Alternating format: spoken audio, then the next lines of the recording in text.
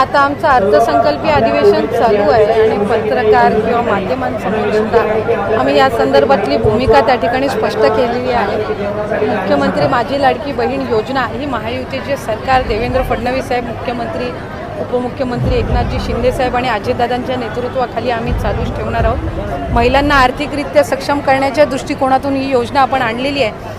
आता पुढचं पाऊल याच्यामध्ये महिलांमध्ये आर्थिक साक्षरता आणणं म्हणजे फायनान्शियल लिटरसी ही त्यांच्यामध्ये आणण्याचं आम्ही ठेवलेलं आहे आणि 2100चा बाबतीतला निर्णय आमचं महायुतीचं सरकार योग्य वेळी जे आहे ते त्यानिमित्ताने घेईल।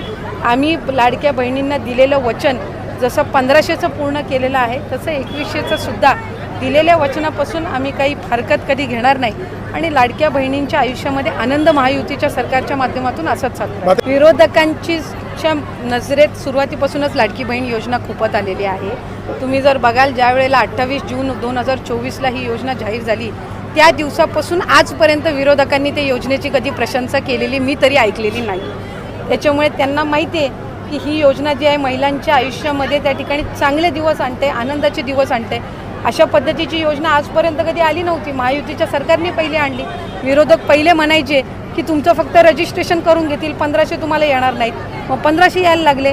काहींच्या खात्यामध्ये एकदम 3000 जमा झाले, 4500 झाले, काहींच्या खात्यामध्ये 7500 जमा झाले।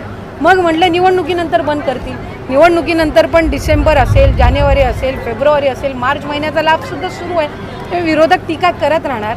त्यांच्यामधलं जे नैराश्य आहे ते कुठं ना कुठं तरी या योजनेवर काढण्याचा त्यांचा प्रयत्न राजकारण खाते बदलताना दिसतंय। काल पाटील अजितदादांची भेट झाल्यानंतर नवीन नाही, एका सार्वजनिक कार्यक्रमामध्ये भेट होणं, आम्ही काही एकमेकाचे काही शत्रू नाही आहोत। राजकीय वेगवेगळे जरी त्या दोघांनी त्या ठिकाणी निर्णय घेतलेले असले, एका सार्वजनिक कार्यक्रमामध्ये स्वाभाविकरित्या आज मुख्यमंत्री, दोन्ही उपमुख्यमंत्री किंवा कुठले मंत्री किंवा समोरचे विरोधी पक्षनेते जरी आले तरी त्यानिमित्ताने एका व्यासपीठावर असतात। त्याच्यामुळे त्यामध्ये काही असं वेगळं काही राजकारण बघण्याचं काही कारण नाही।